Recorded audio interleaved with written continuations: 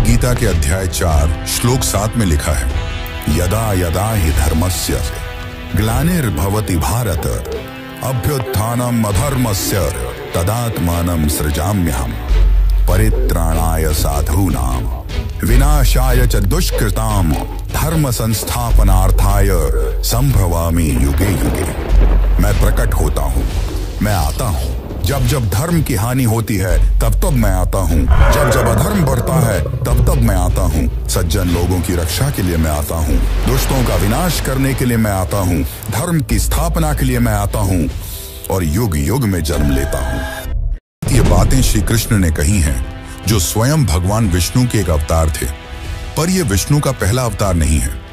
जब जब अधर्म धर्म पर हावी हुआ है तब तब विष्णु ने अवतार लिया है और आज तक विष्णु ने कुल 9 अवतार लिए और उनका 10वां अवतार कलयुग के अंत में होगा। पर क्या आपने कभी सोचा है कि ये अवतार कौन कौन से हैं और क्यों भगवान विष्णु को यह अवतार लेना पड़ा?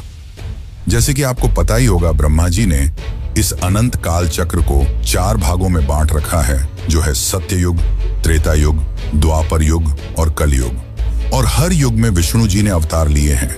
सत्ययुग में 4 अवतार, त्रेता युग में 3 अवतार, द्वापर युग में 1 अवतार और कलयुग में 2 अवतार। इन 4 युगों में सत्ययुग को सबसे पवित्र और सबसे शांत युग माना गया है, जहां सब लोग मिलजुल कर रहते थे। छल कपट, अधर्म, अन्याय जैसे लोग नहीं थे। पर फिर क्यों भगवान विष्णु को सत्ययुग में 4 अवतार लेने पड़े? आखिर इसके पीछे क्या रहस्य है? और त्रेता युग के उस राम की कहानी तो आप सभी ने सुनी होगी, जो त्रेता युग में विष्णु के आखिरी अवतार थे। पर क्या आपने त्रेता युग में जन्मे विष्णु के पहले अवतार के बारे में सुना है, जिन्होंने अपने पिता की आज्ञा पर अपनी माता का सर धड़ से अलग कर दिया? आखिर ऐसी क्या मजबूरी रही होगी?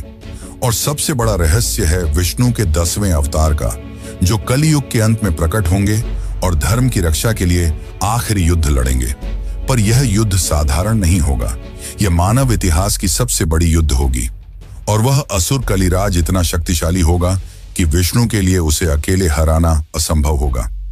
तब 7 चिरंजीवियों के साथ गणेश जी भी एक भयानक अवतार लेंगे और उसके बाद जो होगा वह सुनकर तो आप भी चौंक जाएंगे। यह कहानी केवल विष्णु के 10 अवतार की नहीं, बल्कि सृष्टि के संतुलन की है। तो चलिए आज हम आपको विष्णु के 10 अवतार के दर्शन कराते हैं और उनके बारे में ऐसे बताएंगे जैसे आज तक आपको किसी ने नहीं बताया होगा।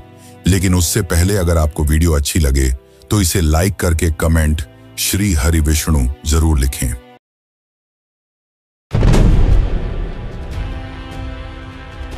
बहुत समय पहले हैग्रीव नामक एक दैत्य ने चारों वेद छीनकर समुद्र की गहराइयों में छिपा दिया। वेदों के बिना संसार अंधकारमय होने लगा और उसी समय महाप्रलय का समय भी निकट आ गया। पूरी पृथ्वी जल में डूबने वाली थी। ऐसे संकट की घड़ी में भगवान ने सृष्टि को सुरक्षित रखने और ज्ञान की रक्षा के लिए मत्स्य रूप धारण किया।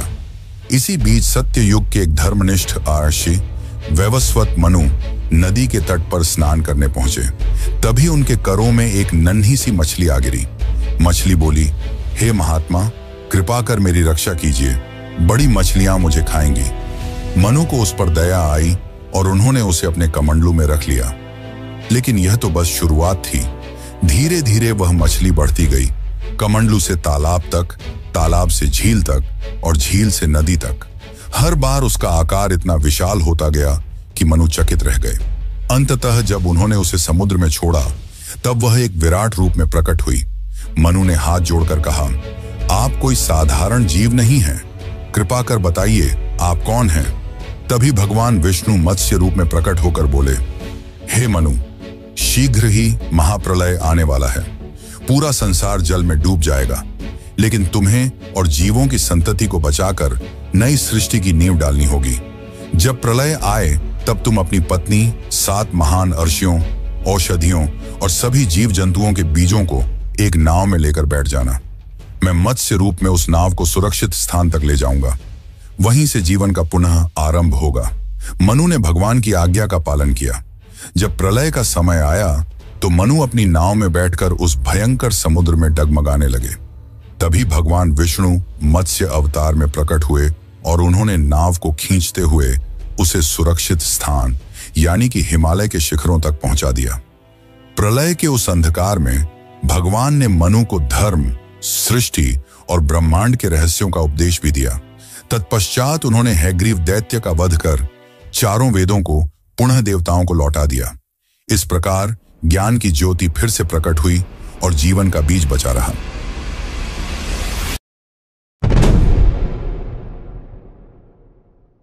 एक समय की बात है, ऋषि दुर्वासा ने देवराज इंद्र को एक माला भेंट की, जिसे इंद्र ने अपने हाथी ऐरावत के गले में डाल दिया। हाथी ने उस माला को पैरों तले रौंद दिया। यह देखकर दुर्वासा अत्यंत क्रोधित हो उठे और उन्होंने देवताओं को श्राप दिया कि उनकी समस्त शक्तियां क्षीण हो जाएंगी। श्राप के प्रभाव से देवता निर्बल हो गए। उधर दानवों ने इस अवसर का लाभ उठाकर उन पर आक्रमण कर दिया। देवता हारने लगे और घबराकर भगवान विष्णु की शरण में पहुंचे।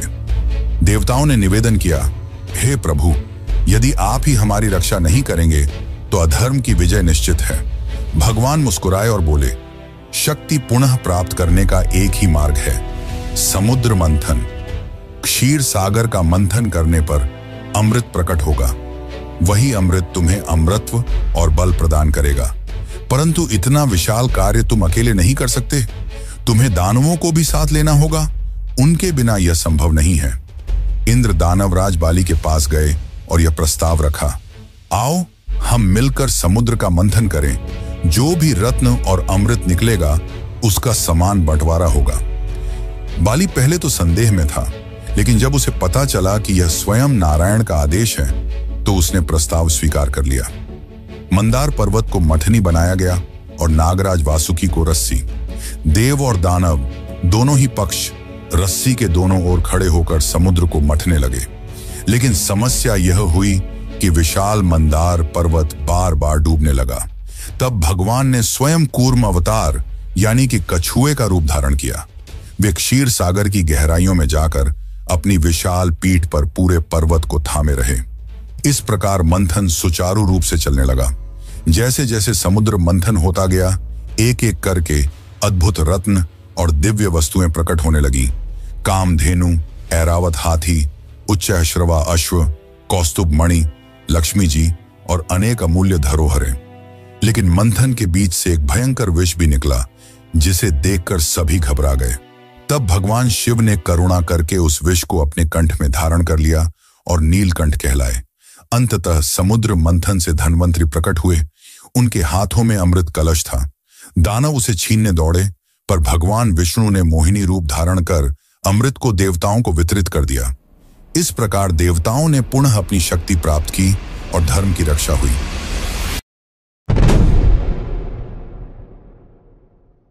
सृष्टि के आरंभिक युगों में दो असुर भाई उत्पन्न हुए, हिरण्याक्ष और हिरण्यकश्यप। दोनों ही दैत्य अत्यंत पराक्रमी और अहंकारी थे। उनकी शक्ति दिन प्रतिदिन बढ़ने लगी। धीरे धीरे उनका आतंक तीनों लोकों में फैल गया। देवता भी उनसे भयभीत हो गए और अधर्म चारों ओर हावी होने लगा। इनमें से हिरण्याक्ष विशेष रूप से गर्व और बल का प्रतीक था। अपनी शक्ति दिखाने के लिए उसने एक अद्भुत कृत्य किया। उसने स्वयं पृथ्वी का अपहरण कर लिया।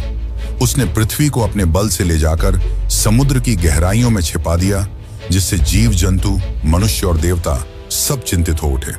पृथ्वी माता ने करुणा भरी पुकार लगाई, हे नारायण, मेरी रक्षा कीजिए। उनकी पुकार सुनकर भगवान विष्णु ने एक अद्भुत रूप धारण किया। वराह अर्थात दिव्य जंगली सुअर। उनकी गर्जना से तीनों लोग गूंज उठे।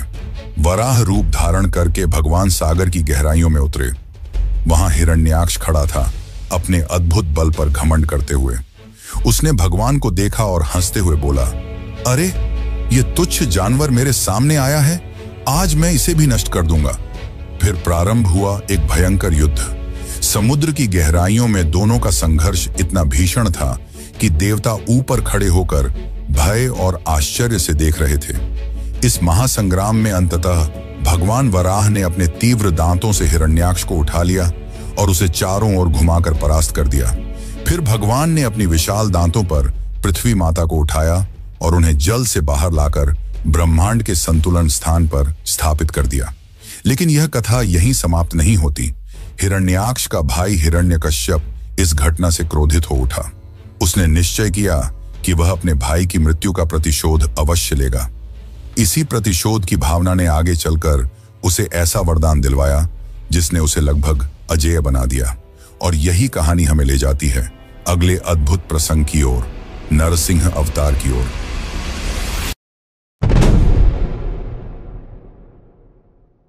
हिरण्याक्ष के वध के बाद उसका भाई हिरण्यकश्यप प्रतिशोध की आग में जलने लगा। उसने ठान लिया कि वह अपने भाई की मृत्यु का बदला लेगा। इसके लिए उसने कठोर तपस्या की और स्वयं ब्रह्मा जी को प्रसन्न किया।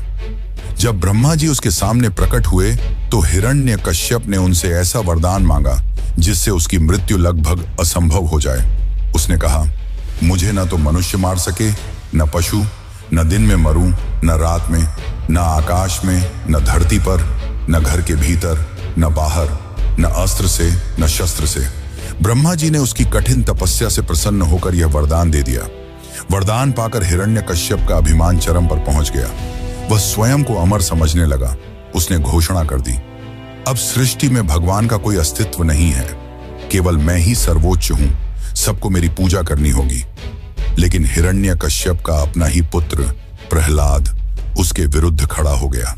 प्रहलाद बचपन से ही भगवान विष्णु का अनन्य भक्त था। वह दिन रात ओम नमो नारायणाय का जप करता। पिता लाख रोकता धमकाता, यहां तक कि दंड देता, पर प्रहलाद कभी विचलित नहीं हुआ। हिरण्यकश्यप ने उसे मारने के कई प्रयास किए। कभी विष पिलाया गया, कभी पहाड़ से गिराया गया, कभी हाथियों से कुचलवाने की कोशिश हुई, लेकिन हर बार भगवान विष्णु ने अपने भक्त की रक्षा की। यहां तक कि अपनी बहन होलिका की सहायता से उसे अग्नि में बैठाकर जलाने का प्रयास भी किया गया, पर हुआ उल्टा। होलिका जलकर भस्म हो गई और प्रहलाद सुरक्षित बाहर आ गया। अंततः हिरण्यकश्यप का क्रोध सीमा पार कर गया। उसने प्रहलाद को महल की चौखट पर बुलाकर पूछा, तेरा विष्णु कहां है? यदि वह सचमुच सर्वव्यापी है तो इस खंभे में भी होगा क्या? प्रहलाद ने शांत स्वर में कहा, हां पिताश्री, मेरे प्रभु हर जगह हैं। यह सुनकर हिरण्यकश्यप ने क्रोध में अपनी गदा से उस खंभे को तोड़ डाला। उसी क्षण वहां से एक अद्भुत भीषण स्वरूप प्रकट हुआ, नरसिंह। नरसिंह अवतार ने क्रोध में हिरण्यकश्यप का गला पकड़ उसे हवा में उठाकर पटक दिया। फिर घसीटते हुए महल की चौखट तक ले गए और उसे उठाकर अपनी जांघों पर लिटा दिया। नरसिंह अवतार ने हिरण्यकश्यप का चीरा फाड़ दिया और इस संसार को उसके भय से मुक्त किया। देवताओं ने आनंद मनाया। प्रहलाद ने अपने प्रभु के चरणों में प्रणाम किया और सृष्टि में फिर से धर्म का प्रकाश फैल गया।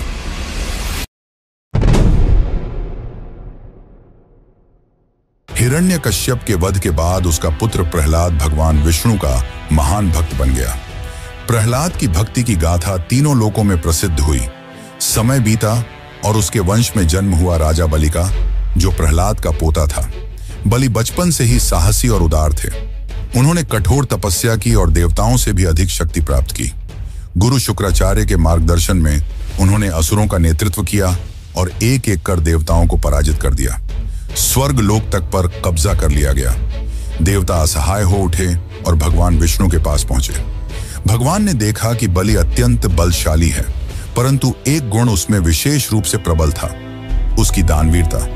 वह किसी भी याचक को खाली हाथ नहीं लौटाता था।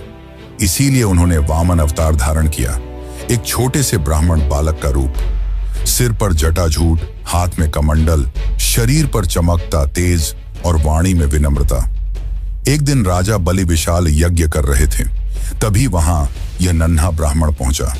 बलि ने उनका आदर सत्कार किया और बोला, ब्रह्मचारी, बताइए आपको क्या चाहिए, मैं आपको अवश्य दान दूंगा। वामन मुस्कुराए और बोले, राजन, मुझे केवल 3 पग भूमि चाहिए, जहां मैं शांति से बैठकर तप कर सकूं। सभी सभा चकित रह गई। इतना महान दानवीर राजा और इतना छोटा सा दान। बलि ने हंसते हुए कहा, मुझे लगा था कि तुम स्वर्ण, गायों या कोई राज्य मांगोगे, लेकिन तुमने तो केवल 3 पग भूमि मांगी। इसे मैं अवश्य दूंगा। जैसे ही बलि ने संकल्प लिया, वही छोटा ब्राह्मण अचानक विराट हो उठा। उसका शरीर आकाश छू गया, सिर से ब्रह्मांड तक उसका प्रकाश फैल गया। ये थे स्वयं वामन विष्णु का त्रिविक्रम रूप। भगवान ने पहला पग बढ़ाया, पूरी पृथ्वी नाप ली। दूसरा पग बढ़ाया, पूरा आकाश माप लिया। अब तीसरे पग के लिए स्थान नहीं बचा। भगवान ने बलि की ओर देखा। बलि ने मुस्कुराकर अपना सिर झुका दिया और कहा, प्रभु, तीसरा पग आप मेरे मस्तक पर रख दीजिए। भगवान ने ऐसा ही किया और बलि को पाताल लोक भेज दिया। परंतु उनकी दानवीरता और सत्यनिष्ठा से प्रसन्न होकर विष्णु ने उन्हें आशीर्वाद दिया, राजन, तुम पाताल लोक में भी राजा बनोगे और मैं स्वयं तुम्हारे द्वार पर सदैव पहरा दूंगा। यही कारण है कि आज भी लोग मानते हैं कि राजा बलि के द्वार पर स्वयं विष्णु वामन रूप में द्वारपाल बने खड़े हैं।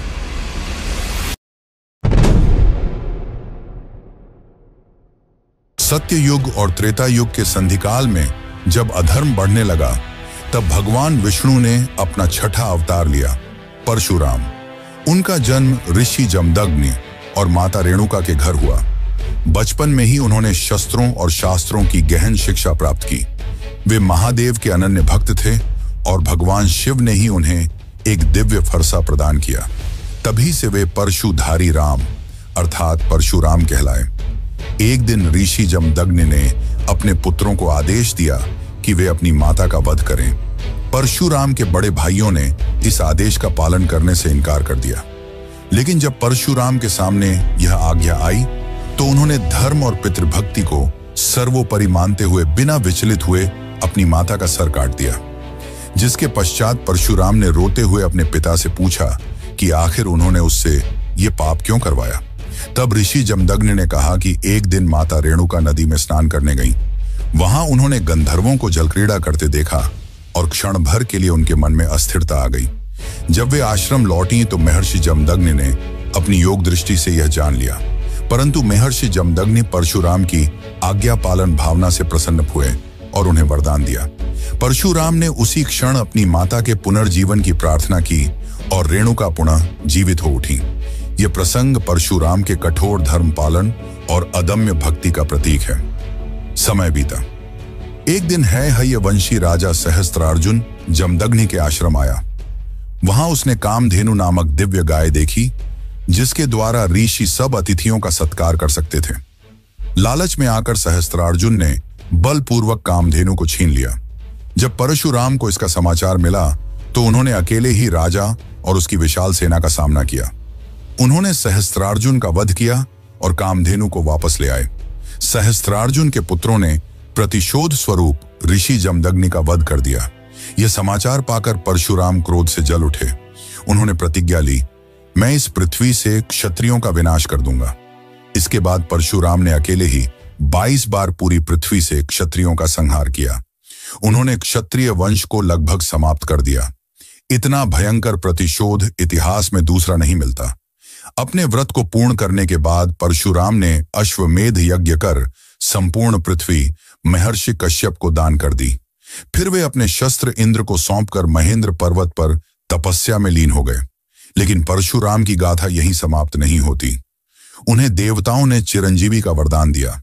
आज भी वे जीवित माने जाते हैं और कहा जाता है कि वे कल की अवतार के समय प्रकट होकर उन्हें दिव्य शस्त्र प्रदान करेंगे और धर्म स्थापना में सहायक बनेंगे।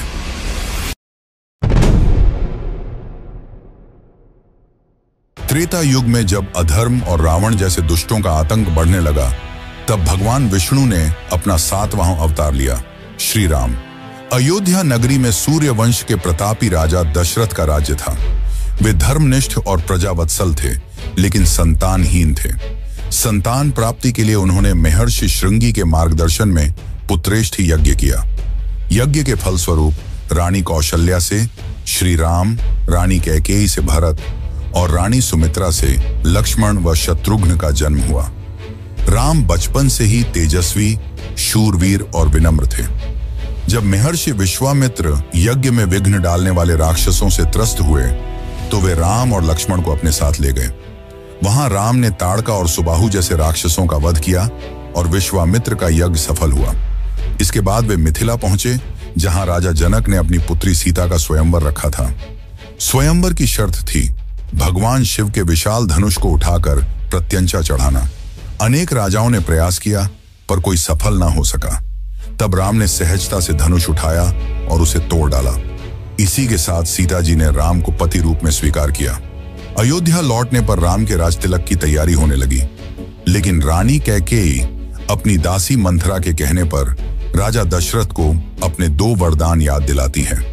राम को 14 वर्षों का वनवास और भरत को अयोध्या का राज सिंहासन। राजा दशरथ विवश होकर यह वचन निभाने को बाध्य हुए। राम ने बिना किसी विरोध के पिता की आज्ञा स्वीकार की और सीता तथा लक्ष्मण के साथ वन की ओर प्रस्थान किया। वनवास के दौरान अनेक घटनाएं हुई। शूर्पणखा का प्रसंग, खरदूषण का वध और अंततः राक्षसों के राजा रावण द्वारा सीता हरण। रावण ने सीता को लंका ले जाकर अशोक वाटिका में बंदी बना लिया। सीता की खोज में राम और लक्ष्मण की मुलाकात हनुमान, सुग्रीव और वानर सेना से हुई। हनुमान ने समुद्र लांघकर लंका में प्रवेश किया और सीता जी का पता लगाया। वहां उन्होंने रावण को चेतावनी भी दी और लंका दहन कर लौट आए। इसके बाद समुद्र पर सेतु का निर्माण हुआ और राम अपनी वानर सेना सहित लंका पहुंचे। वहां भीषण युद्ध हुआ।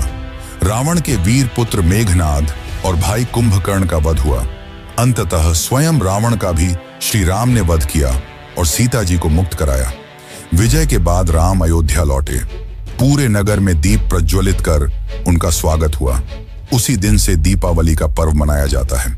अयोध्या में राम राज्य की स्थापना हुई, जहां धर्म, न्याय और समृद्धि का वास था। लेकिन कथा यहीं समाप्त नहीं होती। प्रजा की शंका और आलोचना के कारण राम ने सीता जी को वन भेज दिया। वहां वाल्मीकि आश्रम में लव और कुश का जन्म हुआ। अंत में जब सीता ने पुनः अग्नि परीक्षा देने से इनकार कर दिया तो वे धरती माता की गोद में समा गईं। राम ने अपना राजकाज अपने पुत्रों को सौंपकर सरयू नदी के तट पर जल में प्रवेश कर शरीर त्याग दिया और पुनः विष्णु स्वरूप में वापस लौट गए। राम अवतार केवल एक राजा की गाथा नहीं है, बल्कि यह आदर्श पुरुष, आदर्श पुत्र, आदर्श पति और आदर्श राजा की जीवंत प्रतिमा है। इसीलिए उन्हें मर्यादा पुरुषोत्तम कहा जाता है।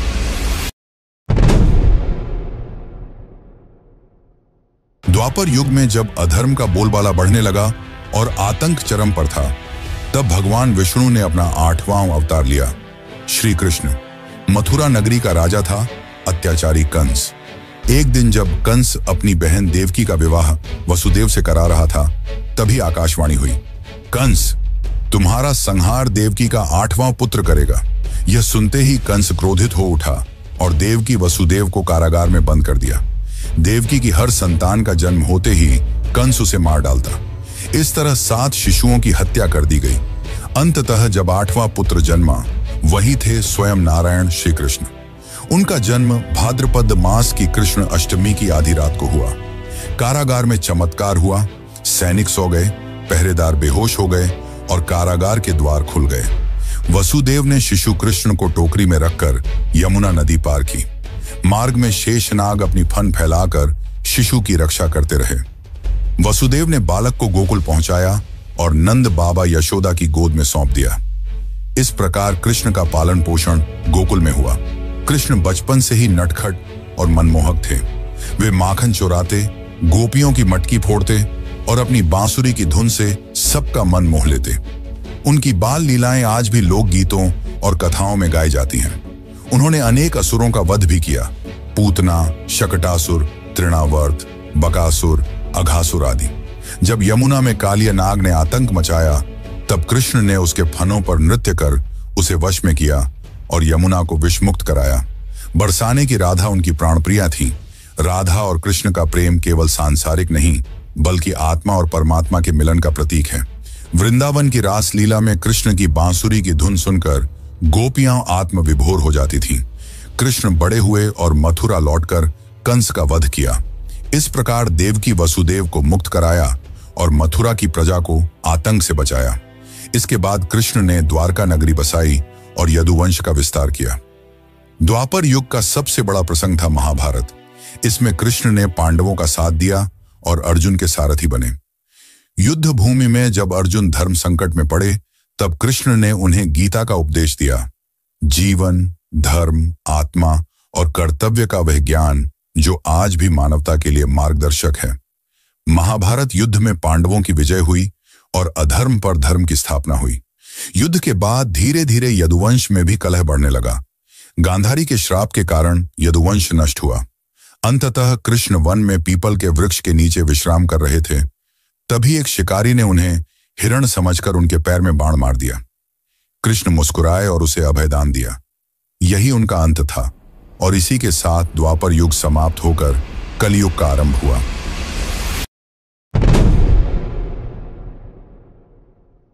द्वापर युग के अंत और कलयुग की शुरुआत में जब पृथ्वी पर हिंसा, बलि प्रथा और अंधविश्वास बढ़ने लगे, तब भगवान विष्णु ने मानव रूप में अवतार लिया, जिसे हम गौतम बुद्ध के नाम से जानते हैं। यह अवतार इसीलिए विशेष था क्योंकि इसमें ईश्वर ने युद्ध या शस्त्र का सहारा नहीं लिया, बल्कि ज्ञान और करुणा से मानवता को मार्ग दिखाया। ईसा से लगभग 500 साल पहले कपिलवस्तु में शाक्य वंश के राजा शुद्धोधन और रानी महामाया के घर एक पुत्र का जन्म हुआ। जन्म के 7वें दिन ही माता का निधन हो गया और बालक का पालन पोषण उनकी मौसी प्रजापति गौतमी ने किया। उसका नाम सिद्धार्थ रखा गया। सिद्धार्थ बचपन से ही करुणामय और संवेदनशील थे। राजमहल में उन्हें हर सुख सुविधा दी गई, लेकिन उनके हृदय में जीवन के गहरे रहस्यों को जानने की जिज्ञासा बनी रही।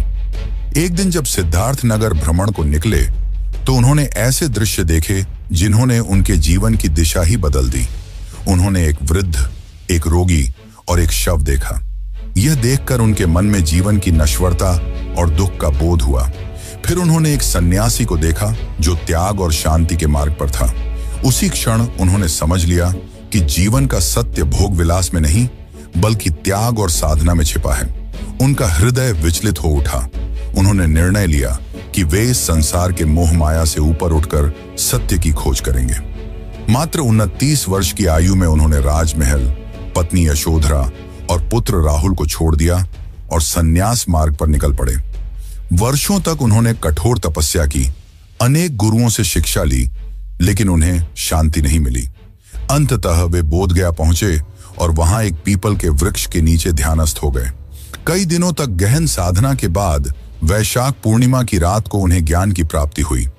उसी क्षण सिद्धार्थ बुद्ध बन गए, अर्थात वह जिसने सत्य को जान लिया।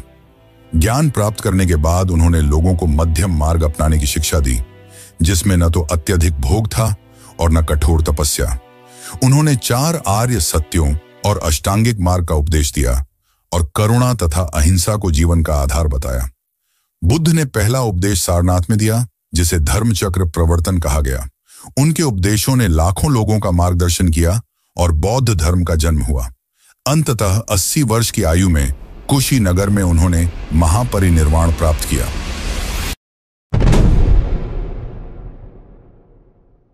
कलयुग की शुरुआत के साथ ही धर्म क्षीण होने लगा और अधर्म ने चारों ओर अपने पैर पसार दिए। समय के साथ झूठ, लोभ, पाप और हिंसा जीवन का हिस्सा बनते गए।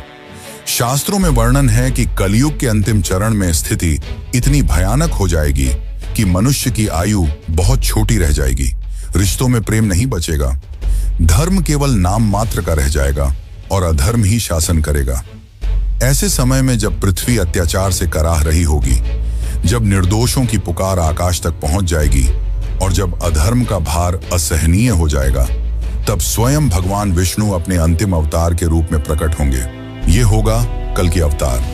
पुराणों में वर्णन है कि उत्तर प्रदेश के संभल नामक स्थान पर विष्णु यश नामक एक ब्राह्मण के घर एक पुत्र का जन्म होगा। वही पुत्र आगे चलकर कल की कहलाएगा। कल की घोड़े की तरह तीव्रगामी होंगे और उनके पास देवदत्त नाम का एक सफेद अश्व होगा। उनके हाथों में एक दिव्य चमचमाती तलवार होगी, जिसकी तेज से अधर्म कांप उठेगा। कल की का उद्देश्य होगा अधर्म और अत्याचार का अंत करना। वे दुष्टों, पापियों और कलयुग के अत्याचारी शासकों का विनाश करेंगे और एक नए युग की स्थापना करेंगे। शास्त्र कहते हैं कि कल की ही इस कलयुग का अंत कर फिर से सत्य युग का आरंभ करेंगे। लेकिन कल्कि की कथा यहीं समाप्त नहीं होती। मान्यता है कि जब वे प्रकट होंगे तो उनके साथ वे अमर योद्धा भी खड़े होंगे, जिन्हें हम चिरंजीवी कहते हैं, जैसे परशुराम, हनुमान, अश्वत्थामा और अन्य। कहा जाता है कि परशुराम स्वयं कल्कि को शस्त्र प्रदान करेंगे और उन्हें धर्म युद्ध के लिए तैयार करेंगे। कल्कि अवतार आज भी रहस्य से घिरा हुआ है। कोई नहीं जानता कि उनका प्रकट होना कब और कैसे होगा, परंतु इतना निश्चित है कि जब अधर्म अपनी चरम सीमा पर पहुंच जाएगा, तब उनका आगमन अवश्य होगा और शायद यहीं से शुरू होंगी एक और रहस्यमयी कहानी कलिराज की। शास्त्रों में संकेत है कि कलियुग के अंतिम चरण में कलिराज नाम का एक भयानक चरित्र उभरेगा, जो अधर्म का प्रतीक होगा और संसार को विनाश की ओर धकेलेगा।